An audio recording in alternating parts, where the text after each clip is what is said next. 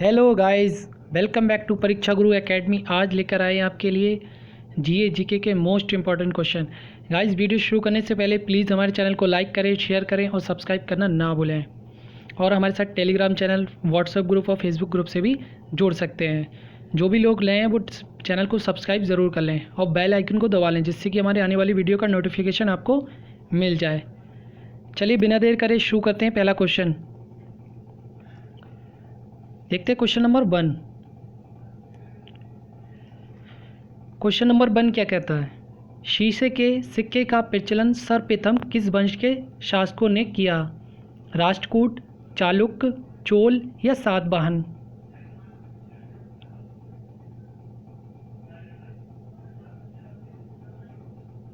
तो क्या होगा इसका राइट आंसर?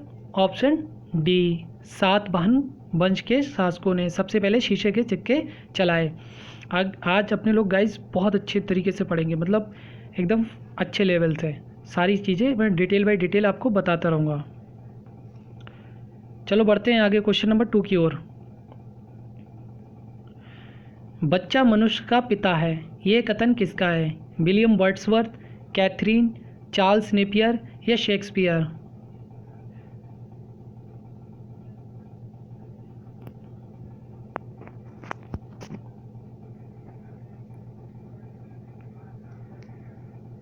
तो क्या होगा इसका right answer? Option A, William Wordsworth. William Wordsworth ने बच्चा मनुष्य का पिता होता है ये कथन कहा था। याद रखिए, लास्ट ईयर सीजीएल ने सीएचएसएल में पूछा गया था। अच्छा, भारत का शेक्सपियर किसे कहा जाता है? तो वो कालिदास को। Question number 3। Vasco D gamma Calicut कब पहुंचा? 1486, 1498, 1501 या 1504?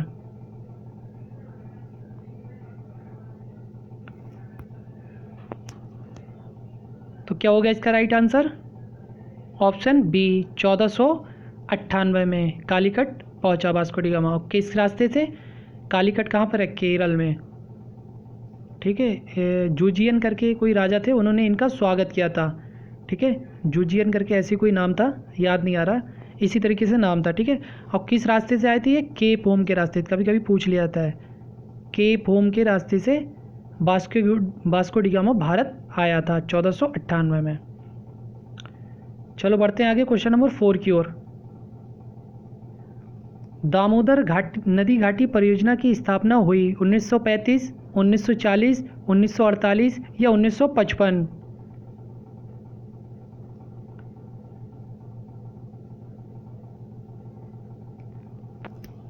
तो क्या होगा इसका राइट आंसर?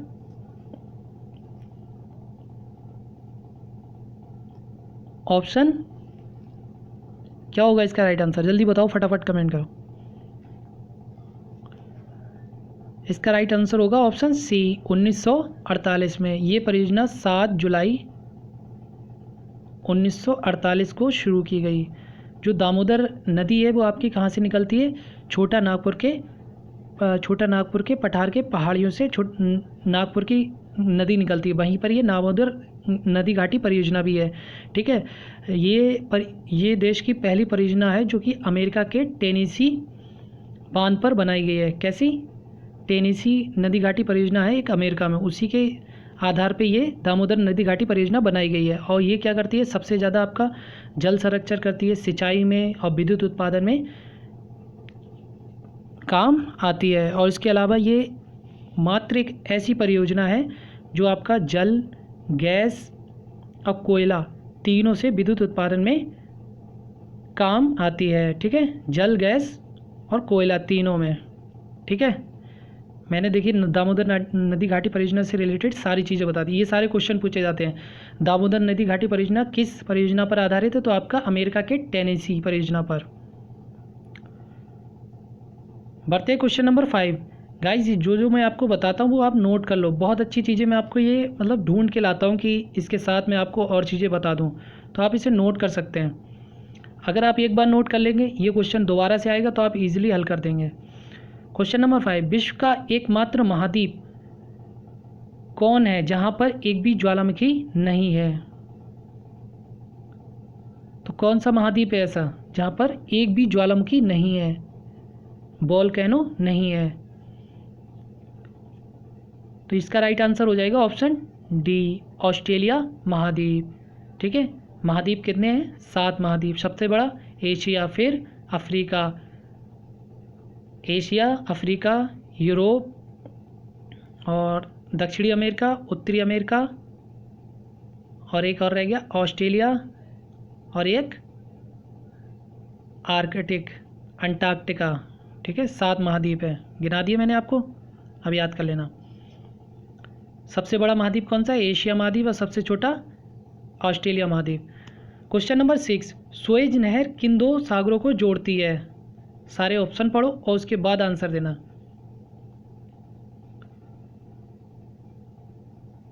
तो सुएज नहर किन 2 सागरों को जोड़ती है? तो इसका राइट आंसर होगा ऑप्शन ए, भूमध्य सागर एवं लाल सागर को जोड़ती है। सुएज नहर मेनली पड़ती कहाँ पर, किसके संरक्षण में आती है? तो ये आपकी मिस्र के अंडर में आती है। किसके? मिस्र के। ठीक है, मिस्र के अंडर में आती है। क्वेश्चन नंबर 7 देखते हैं। डबल फॉल्ट शब्द का संबंध किस खेल से है? क्रिकेट, हॉकी, पोलो या टेनिस? गाइस सारे क्वेश्चन आपके लिए छांट के लाए, कोई कहीं से कोई कहीं से, सारे मिक्स करके क्वेश्चन बनाए गए। यकीन मानिए आपके डायरेक्ट एग्जाम में ऐसे ही क्वेश्चन मिलेंगे, बस मेरे साथ पढ़ते रहिए कंटिन्यू। और जब भी आप वीडियो देखें तो एक बार क्या है ना, शेयर कर दिया करो। शेयर कर दोगे तो और भी बच्चे जुड़ जाते हैं, और भी बच्चे वीडियो देख लेते हैं। जो बच्चे पढ़ नहीं पा रहे हैं, फ्री एजुकेशन के लिए सबसे बढ़िया माध्यम है आपका ऑनलाइन। तो डबल फॉल्ट शब्द का संबंध किस खेल से है? तो इसका राइट आंसर हो जाएगा ऑप्शन डी, टेनिस से। चलो देखते हैं क्वेश्चन नंबर 8। अंतर्राष्ट्रीय एटॉमिक एनर्जी एजेंसी का मुख्यालय कहाँ पर है? लंदन, पेरिस, न्यूयॉर्क या वियना? तो अंतर्राष्ट्रीय एटॉमिक एनर्जी, आई ए ई ए, इसका जो हेडक्वार्टर है वो कहाँ पर है आपका? वियना, ऑस्ट्रेलिया में। इसके लगभग 171 देश जो हैं इसके सदस्य हैं। इंटरनेशनल एटॉमिक एनर्जी जो परमाणु होता है ये संस्था, इसका मतलब क्या होता है? आई थिंक भारत इसका सदस्य नहीं है। जो भी इसका सदस्य होगा तो उसे जो भी परमाणु का उपयोग करना होगा तो वो ऐसे परमाणु का उपयोग नहीं कर सकता, किसी भी देश पर हमला नहीं कर सकता। तो ये बहुत सारे रूल और रेगुलेशन होते हैं। ठीक है, तो अंतर्राष्ट्रीय एटॉमिक एनर्जी इसी वजह से बनाई गई ताकि कोई भी देश एक दूसरे देश पर हमला ना करे। और ये कब बनाया गया? 29 जुलाई 1957 में। 29 जुलाई 1957 को इसका गठन किया गया। अब देखिए मैंने बता दिया, लास्ट ईयर पूछ लिया गया था इसका हेडक्वार्टर कहाँ पे है? IAEA का, इंटरनेशनल एटॉमिक एनर्जी एजेंसी। चलो देखते हैं क्वेश्चन नंबर 9। पौधों के द्वारा नाइट्रोजन को किस रूप में ग्रहण किया जाता है? अमोनिया, नाइट्रेट, पोटाश या फिर सल्फर? तो पौधों के द्वारा नाइट्रोजन को किस रूप में ग्रहण किया जाता है? तो इसका राइट आंसर होगा ऑप्शन बी, नाइट्रेट के रूप में। पौधों के द्वारा नाइट्रोजन को नाइट्रेट के रूप में ग्रहण किया जाता है। देखते हैं क्वेश्चन नंबर 10।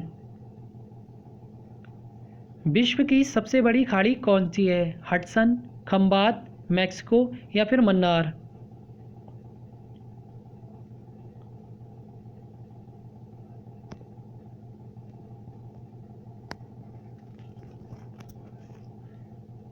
तो क्या होगा इसका right answer? Option C, Mexico विश्व की सबसे बड़ी खाड़ी है। लेकिन कहीं कहीं पे आपका बंगाल की खाड़ी भी दिया जाता है कि बंगाल की खाड़ी विश्व की सबसे बड़ी खाड़ी है। तो ये ऑप्शन के हिसाब से देख लेना, कभी भी ऐसा नहीं होगा कि दोनों आ जाए, मैक्सिको भी आ जाए, बंगाल की खाड़ी भी आ जाए, एक ही ऑप्शन आएगा। ठीक है, अगर मैक्सिको आ जाए तो मैक्सिको टिक कर देना, और बंगाल आ जाए तो बंगाल की खाड़ी टिक कर देना है। देखते हैं क्वेश्चन नंबर 11। पृथ्वी की सबसे निचली परत कहलाती है? सियाल, सीमा, किरोड या इनमें से कोई नहीं? तो पृथ्वी की सबसे निचली परत क्या कहलाती है? अभी थोड़े दिन पहले ज्योग्राफी में सारा इसके बारे में बताया था। तो इसका राइट आंसर हो जाएगा ऑप्शन सी, किरोड। पृथ्वी की सबसे निचली परत क्रोड कहलाती है। अच्छा, बटा कैसे होता है? लैम्ब। इस तरीके से पृथ्वी की निचली परतें बटी होती हैं, लैम्ब। लिथोस्फीयर, एस्थेनोस्फीयर, मीजोस्फीयर और बेरेनोस्फीयर। लिथोस्फीयर जो होता है वो आपका स्थल मंडल होता है, और उससे थोड़ा सा नीचे होता है एस्थेनोस्फीयर। मीजोस्फीयर आपका मध्य मंडल होता है। बेरेनोस्फीयर सबके लास्ट का होता है, अंदर का क्रोड वाला एरिया। और सबसे ऊपर क्या पाया जाता है? चलो एक बार मैं और बता देता हूँ इसके बारे में, जो लोग भी नए हो उन्हें नहीं पता होगा। सबसे ऊपर होता है आपका सियाल, ठीक है, सबसे ऊपर वाली परत में, भूपर्पटी में। फिर आपका मेंटल, मेंटल में क्या होता है? सीमा। और क्रोड में क्या होता है आपका? नीफे। सियाल मतलब सिलिकॉन, एल्युमिनियम, और मेंटल में सिलिकॉन और मैग्नीज, और क्रोड में निकल और आयरन। चलो देखते हैं क्वेश्चन नंबर 12। पंचायती राज किस पर आधारित है? लोकतांत्रिक विकेंद्रीकरण, ग्राम विकास योजना, सत्ता का केंद्रीकरण, या इनमें से कोई नहीं? तो पंचायती राज किस पर आधारित है? थोड़ा सोचकर आंसर देना है इसका, ये नहीं ऐसे ही आंसर दे दिया कोई सा भी। तो क्या होगा इसका राइट आंसर? ऑप्शन ए, लोकतांत्रिक विकेंद्रीकरण पर पंचायती राज व्यवस्था आधारित है। सबसे पहले पंचायती राज व्यवस्था कहाँ शुरुआत की गई? तो 24 अप्रैल 1959 को राजस्थान के नागौर ज़िले में इसकी शुरुआत की गई। ठीक है, ये कौन सी अनुसूची में आता है? तो आपका 11वीं अनुसूची में आता है। इसमें कितने विषय शामिल हैं? तो इसमें 29 विषय शामिल हैं। सब समझा दिया मैंने एक ही बार में। क्वेश्चन नंबर, एक ही क्वेश्चन हो गया, अच्छा 12 है। चलो क्वेश्चन 13 देखते हैं। नेपोलियन बोनापार्ट किस देश का निवासी था? इंग्लैंड, जर्मनी, फ्रांस या रूस?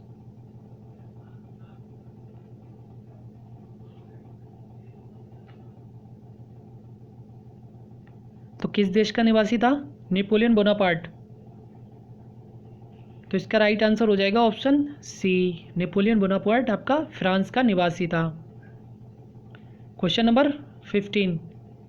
द्वितीय सिख युद्ध है, सिख नहीं है, द्वितीय सिख युद्ध किस गवर्नर जनरल के शासनकाल में लड़ा गया? Lord Wellesley, William Bentinck, Lord Dalhousie या लॉर्ड रिपन? तो द्वितीय सिख युद्ध किसके शासनकाल में लड़ा गया? थोड़ा अच्छा क्वेश्चन है ये, और मैं इससे रिलेटेड और भी आपको बता दूंगा मैं।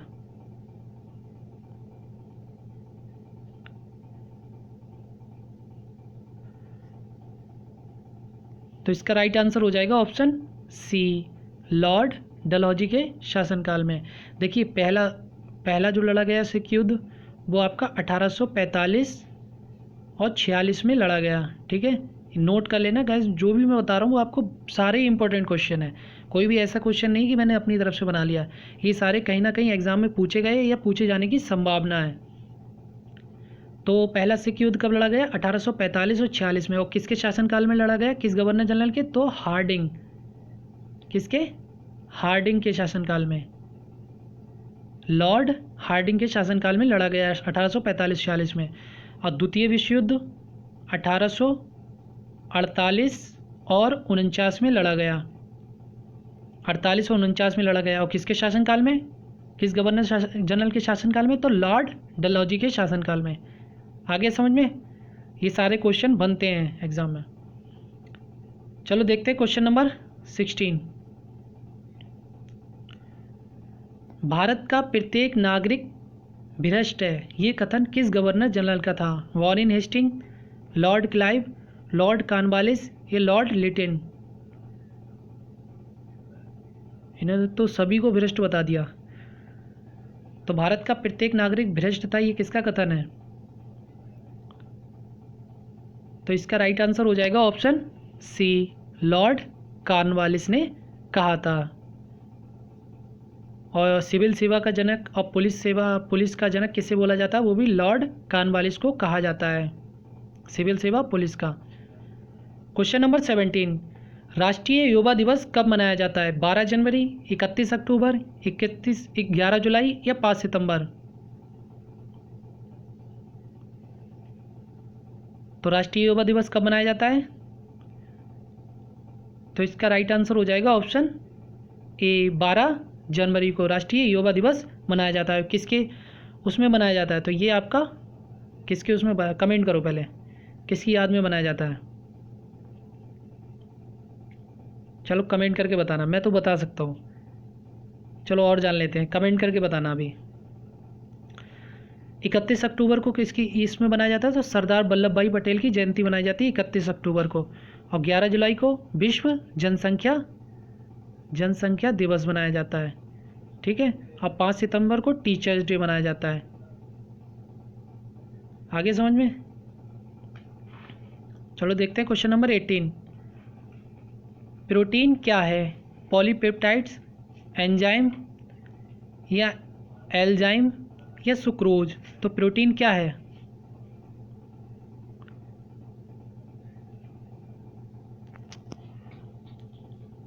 तो इसका राइट आंसर हो जाएगा ऑप्शन ए, पॉलीपेप्टाइड्स। प्रोटीन जो होता है वो पॉलीपेप्टाइड्स में बटा भी होता है, तो इसे पॉलीपेप्टाइड्स है कहते हैं, ठीक है। छोटे छोटे उसमें बटा होता है पॉलीपेप्टाइड्स में। Question number 19। Question number 19। तो क्वेश्चन नंबर 19 क्या कहता है? महाराष्ट्र प्रांत का प्रमुख मुख्य त्यौहार है, तो क्या है? दीपावली, दशहरा, गणेश चतुर्थी या छठ पूजा? छठ पूजा होती है एक।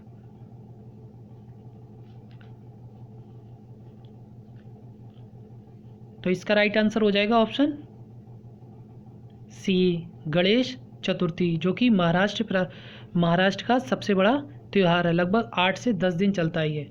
किससे? 8 से 10 दिन चलता है। और ये इसकी शुरुआत किसके द्वारा की गई थी? तो इसकी शुरुआत बाल गंगाधर तिलक जी के द्वारा की गई थी। Question number 20।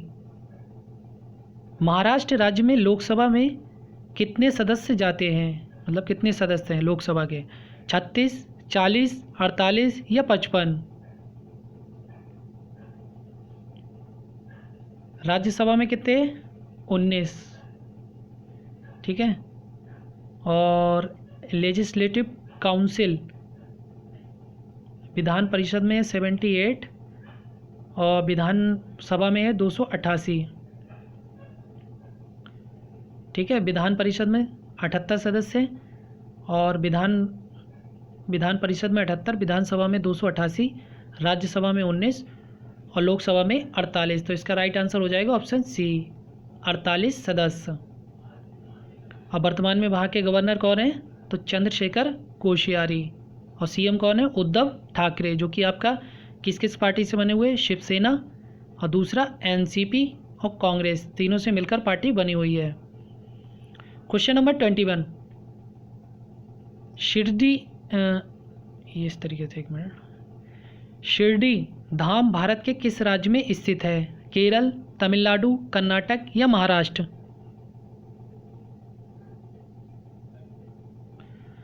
तो शिरडी धाम कहाँ पर है? तो इसका राइट आंसर हो जाएगा ऑप्शन डी, महाराष्ट्र में। शिरडी धाम महाराष्ट्र में स्थित है। Question number 22।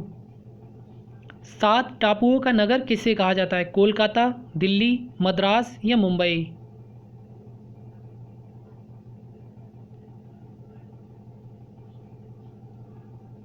तो इसका राइट आंसर होगा ऑप्शन डी, मुंबई। 7 टापुओं का नगर मुंबई को कहा जाता है। Question number 23। भारतीय मौसम वेधशाला कहाँ पर स्थित है? नासिक, पुणे, मुंबई या औरंगाबाद?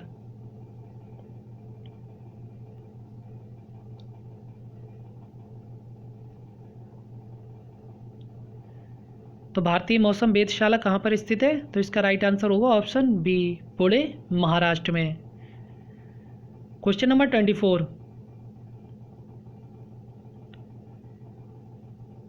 ये भाभा होगा, ठीक है। क्या होगा? भाभा, याद रखो। ये क्या है? भाभा है।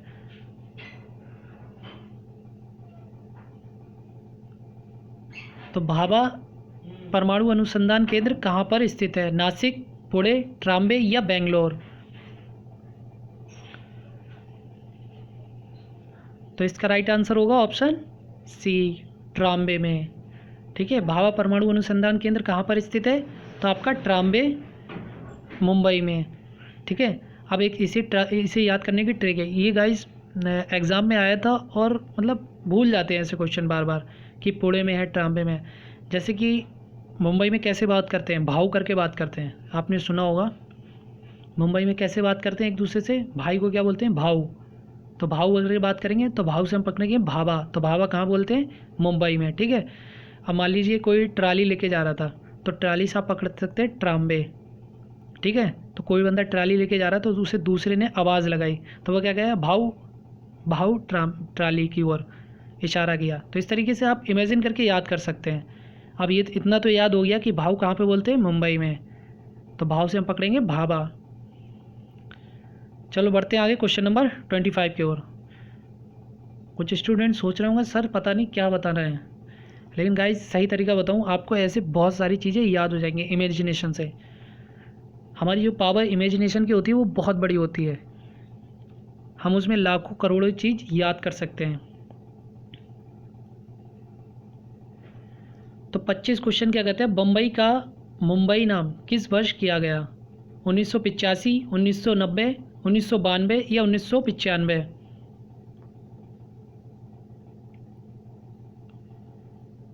तो बम्बई का नाम मुंबई कब किया गया?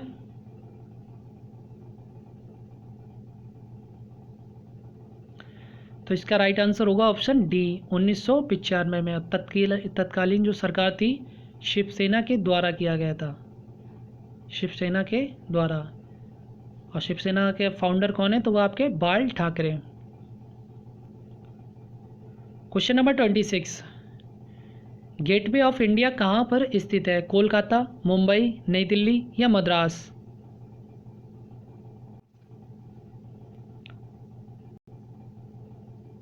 ये तो इजी क्वेश्चन है, तो क्या हो जाएगा इसका right answer? Option B, Mumbai. Gateway of India जो है वो आपका मुंबई में स्थित है, और इंडिया गेट अगर पूछा जाए तो इंडिया गेट जो है आपका नई दिल्ली में। क्वेश्चन नंबर 27, डीगो गार्सिया कहाँ पर स्थित है? प्रशांत महासागर, अटलांटिक महासागर, हिंद महासागर या अरब सागर? तो डीगो गार्सिया ये जो है आपका एक पिरवाल द्वीप है। पिरवाल का मतलब मैंने उस दिन बताया था, पिरवाल का मतलब होता है जहाँ पे ज़मीन दिखने लगे, थोड़ा सा इधर उधर पानी हो, बीच में हल्की सी ज़मीन दिखने लगे, हल्का हल्का पानी हो, उसे पिरवाल द्वीप बोलते हैं। तो डीगो गार्सिया क्या है? एक पिरवाल द्वीप है जो कि कहाँ पर स्थित है? तो इसका राइट आंसर होगा ऑप्शन सी, हिंद महासागर में। क्वेश्चन नंबर 28, भारतीय संविधान में मूल कर्तव्य किस देश के संविधान से लिए गए हैं? वो यूएसए, इंग्लैंड, कनाडा या सोवियत संघ?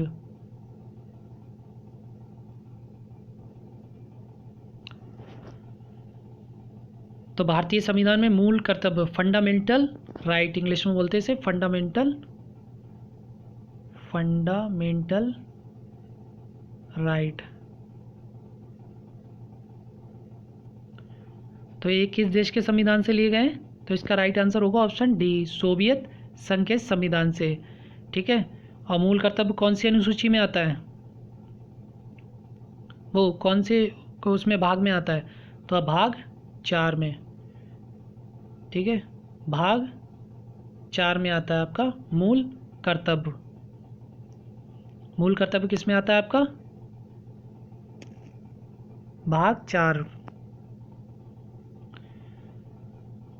चलो बढ़ते हैं आगे। क्वेश्चन नंबर, भाग 4 का में आता है मूल कर्तव्य। ठीक है, नीति निर्देशक तत्व जो हैं वो आते हैं भाग 4 का में, और इसका आर्टिकल कौन सा होता है? आर्टिकल 51। तो आर्टिकल 51 का याद रखें, भाग 4 का में आता है, आर्टिकल 51 का में आता है। क्वेश्चन नंबर 29, अंतर्राष्ट्रीय न्यायालय के प्रथम भारतीय न्यायाधीश कौन थे?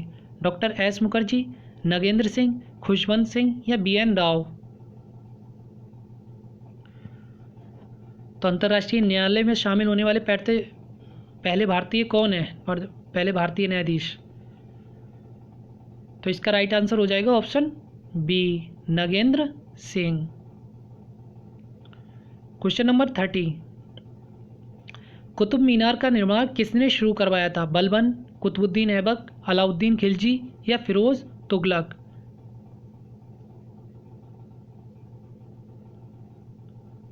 तो कुतुब मीनार का निर्माण किसने शुरू करवाया था?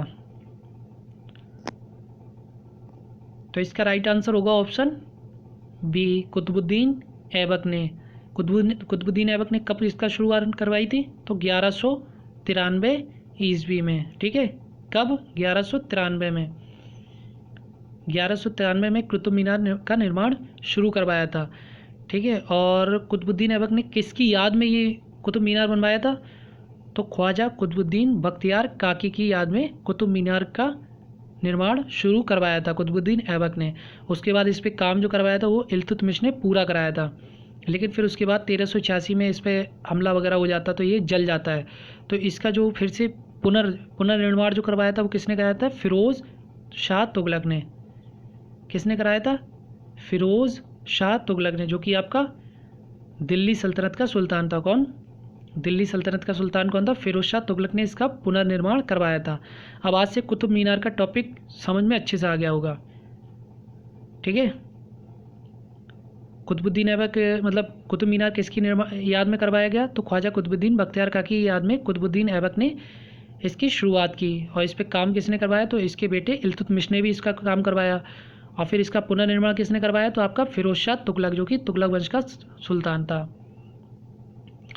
बढ़ते क्वेश्चन नंबर 31 की ओर। कुतुब मीनार के निर्माण को किसने पूर्ण करवाया था? देखो अभी ऊपर क्वेश्चन भी था, तो क्या होगा इसका right answer? Option B, Iltutmish ने। अब पुनर्निर्माण पूछा जाए तो आपका फिरोज शाह तुगलक। गाइस देखो, मैं एक एक क्वेश्चन को आपको बार बार रिपीट करता हूँ, उसका आंसर बताने के बाद बार बार रिपीट करता हूँ ताकि आपको चीज़ें याद हो जाएं। एक बार में जिसके नहीं समझ में आता वो दोबारा से समझ लेता तो याद हो जाए, इस वजह से। क्वेश्चन नंबर 32, भारत प्रशासनिक सेवा का जन्मदाता किसे माना जाता है? भारतीय जो प्रशासनिक सेवा है, एडमिनिस्ट्रेटिव जो सेवा है, वो उसका जन्मदाता किसे माना जाता है? Lord Dalhousie, Lord Cornwallis, Lord Wellesley या लॉर्ड रिपन? तो भारतीय प्रशासनिक सेवा का जन्मदाता किसे माना जाता है? तो इसका राइट आंसर होगा ऑप्शन बी, लॉर्ड कॉर्नवालिस। और पुलिस सेवा का जनक भी लॉर्ड कॉर्नवालिस को वही माना जाता है। क्वेश्चन नंबर 33, अंत्योदय का विचार किसने दिया था? जयप्रकाश नारायण, वशिष्ठ नारायण, शंकर नारायण, भवभूति नारायण? तो ये अंत्योदय जो योजना थी वो इसका मतलब क्या था? ग्रामीण और शहर में गरीबी को कम करना। क्या है? ग्रामीण और शहर में गरीबी को कम करना। ये इकोनॉमिक मतलब आर्थिक जो थी वो एक हिसाब से आप कह सकते हैं संरचना थी, आर्थिक संरचना थी जो पूरे गांव और शहर दोनों जगह लागू की गई थी। तो इसका विचार किसने दिया था? सर्वप्रथम ऑप्शन ए, जयप्रकाश नारायण। और इनके साथ एक और थे, विनोबा भावे। दोनों लोगों ने ही गांधी जी को इसके बारे में बताया था। फिर ये योजना लाई गई थी, अंत्योदय योजना। और सबसे पहले अंत्योदय योजना कहाँ पे शुरुआत की गई? तो आपका पश्चिम बंगाल में। कहाँ पर? पश्चिम बंगाल में। गाइस देखिए, मैं आपको बता रहा हूँ हर चीज़ को अच्छे लेवल से। एक क्वेश्चन के साथ 4 क्वेश्चन जोड़ता हूँ ताकि आपको ईजिली याद हो जाए चीज़ें। पूरे यूट्यूब पे आप देख लेना, अगर कोई ऐसे पढ़ाए ना तो आपको ईजिली याद हो जाएगा। मैं आपको क्या सोचता हूँ कि आपको कोई ऐसा मतलब मिले ना, इसी वजह से आप हमसे जुड़े रहेंगे। जब आपको वीडियो अच्छी लगे तो लाइक ज़रूर कर दिया करो। अब ये क्वेश्चन नंबर 34, हेमावती किसकी सहायक नदी है? नर्मदा की, गोदावरी की, कृष्णा की या कावेरी की?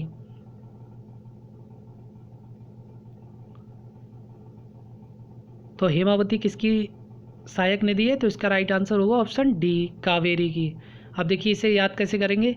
मतलब वैसे तो जो नदी पड़ेगा उसे याद रहेंगे, लेकिन बाई चांस याद नहीं रहता है तो वाह आ गया, हेमावती और वाह इसमें आ गया। गोदावरी को छोड़ देंगे, कृष्णा तो होगी नहीं। ठीक है, तो हेमावती से कावेरी। ठीक है, वाह वाह आ गया, मतलब एक इमेजिनेशन कर लेते हैं तो याद हो जाता है। और कावेरी नदी आपकी कहाँ से निकलती है? तो पश्चिमी घाट के ब्रह्मगिरी पहाड़ी से निकलती है। कावेरी नदी कहाँ से निकलती है? पश्चिमी घाट के ब्रह्मगिरी पहाड़ी से निकलती है। चलो ये देख लेते हैं, नर्मदा नदी कहाँ से निकलती है? तो नर्मदा नदी आपकी मध्य प्रदेश के अमरकंटक से निकलती है। और गोदावरी नदी कहाँ से निकलती है? तो महाराष्ट्र के पास से त्र्यंबकेश्वर पहाड़ियों से निकलती है। और कृष्णा नदी आपकी कहाँ से निकलती है? पश्चिमी घाट के महाबलेश्वर से निकलती है। ये जो कृष्णा नदी, गोदावरी और कावेरी, ये तीनों पश्चिमी घाट से निकलती है। ठीक है, मैंने बता दिया 1 बाई 1। एक अब क्वेश्चन आ गया था तो मैंने आपको बता दिया इसके बारे में। अब ये हैगेन काल झरना किस नदी पर स्थित है? तुंगभद्रा, नर्मदा, गोदावरी या कावेरी? तो हैगेन काल झरना किस नदी पर स्थित है? तो इसका राइट आंसर हो जाएगा ऑप्शन डी, कावेरी नदी पर। ठीक है, चलो बढ़ते हैं आगे क्वेश्चन नंबर 36 की ओर। जो ये मिक्स वाला स्टैटिक जीके का ये पोर्शन है गाइस, इसमें क्या है, सारे मिक्स क्वेश्चन है आपके। जब सारे मिक्स क्वेश्चन होंगे तो आपका दिमाग एकदम चलेगा नहीं, उड़ेगा। मतलब हर टाइप का क्वेश्चन आएगा तो आपका दिमाग घूमेगा, तो फिर आपकी याद करने की क्षमता बहुत अच्छी हो जाएगी। अब एक ही टाइप के क्वेश्चन आप करोगे तो उसमें क्या होता है, याद नहीं होते, मतलब याद हो जाते फिर दूसरे सब्जेक्ट के नहीं होते हैं। तो इस वजह से हमने ऐसा इसका प्लान रखा है कि सारे क्वेश्चन आ जाएँ, इकोनॉमिक के हो जाएँ, जीएस के भी आ जाएँ, साइंस के भी एक आध क्वेश्चन आ जाएँ, खेल से भी आ जाए, करेंट के भी एक आध क्वेश्चन मिल जाए, हर टाइप के। 36 क्या बोलता है? बांग्लादेश ने अपनी स्वतंत्रता की घोषणा कब की? तो कब की? थोड़ा ऑप्शन जो है वो पास पास में है। तो ये क्या बना था? पूर्वी पाकिस्तान। ठीक है, और पश्चिमी पाकिस्तान जो है वो अलग हो गया, पहले ही पाकिस्तान में ही शामिल था। तो इसका राइट आंसर हो जाएगा ऑप्शन सी, 16 दिसंबर 1971 को। ठीक है, वैसे ये इसकी घोषणा जो हो गई थी वो 26 मार्च 1971 को हो गई थी, लेकिन पूरी तरीके से जो बना था वो आपका बना था 16 दिसंबर 1971 को। ठीक है, याद रखें, कभी कभी क्वेश्चन आ जाएगा कि 26 मार्च अपनी जो मतलब घोषणा की थी वो 26 मार्च 1971, लेकिन अगर ऑप्शन नहीं दिया इसमें 26 मार्च, पूर्णता जो बना था वो आपका कब लागू हुआ था, स्वतंत्रता मतलब पूरी तरीके से, तो 16 दिसंबर 1971 को। चलो देखते हैं क्वेश्चन नंबर 37। होम्योपैथी का जन्म किस देश में हुआ? भारत, इंग्लैंड, जर्मनी या यूएसए? यकीन मानना, जो भी एक महीने ये स्टैटिक जीए और जीके का पोर्शन देखेगा उसके एक महीने में किसी भी एग्ज़ाम में बैठ जाए, किसी भी एग्ज़ाम में इंडिया के, सिर्फ थोड़ा सा यूपीएससी पीसीएस को छोड़कर, वो लेवल थोड़ा सा अलग होता है, उसे छोड़कर बाकी CGL, CHSL, NTPC, group D, CTET, DRDO, MTS, CGL, सभी एग्ज़ाम में किसी भी एग्ज़ाम में बैठ जाए, एक सिंगल क्वेश्चन गलत नहीं होगा। तो होम्योपैथी का जन्म किस देश में हुआ? तो इसका राइट आंसर हो जाएगा ऑप्शन सी, जर्मनी में। और इसका जन्मदाता किसे माना जाता है? तो हैनीमैन को। तो हैनीमैन ऐसी करके नाम है, नाम पूरी तरीके से इस तरीके से याद रखो, हैनीमैन कोलमैन करके हैं। कौन है? Coleman, Hahnemann Coleman. अब पता है ये होम्योपैथी का जन्म जो है, ये मतलब जन्मदाता किसे माना जाता है? तो हैनीमैन कोलमैन। अब मुझे याद नहीं हो रहा था तो मैंने क्या अंदाज़ा लगाया, होम्योपैथी एक तरीके से आपके किस तरीके से होती है, आयुर्वेदिक की तरह। तो आपने देखा हुआ हनी बोलते हैं ना उसे, शहद को। तो होम्योपैथी भी हमने मान लिया क्या है, आयुर्वेद की है, तो हनी से हमने पकड़ा होम्योपैथी। ऐसी इमेजिनेशन, मतलब होम्योपैथी भी हमने मान लिया क्या, आयुर्वेदिक में आती है, और हनी जो होती है, वो हनी जो होती है शहद, वो भी आयुर्वेदिक में आता है। तो इस तरीके से हमने पकड़ लिया होम्योपैथी का जन्मदाता किसे बोला जाता है, हैनीमैन कोलमैन को। देखते हैं क्वेश्चन नंबर 38। जल की कठोरता किसके कारण होती है? मैग्नीशियम बाइकार्बोनेट, क्लोरीन, सोडियम या कैल्शियम कार्बोनेट?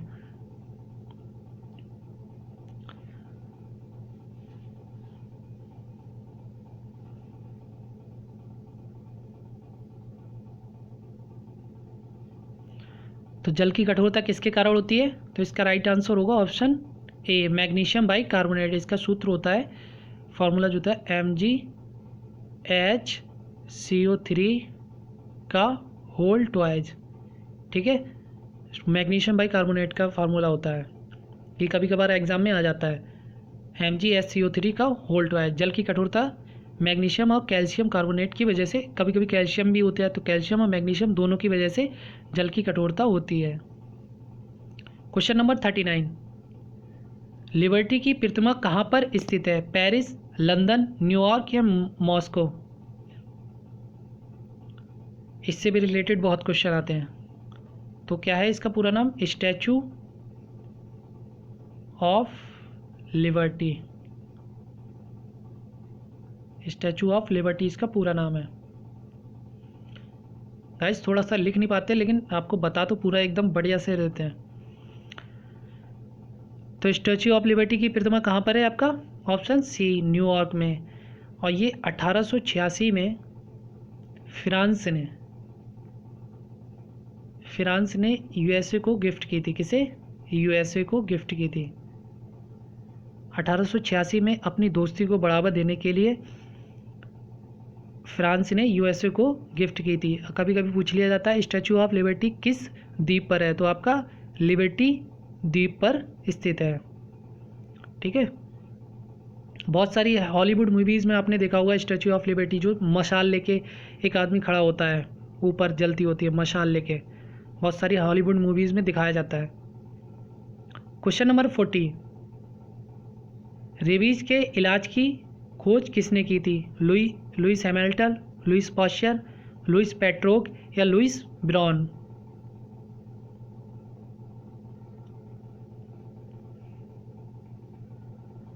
तो इसका राइट आंसर क्या हो जाएगा? ऑप्शन बी, लुइस पाश्चर ने। ये कब की थी? 1885 में।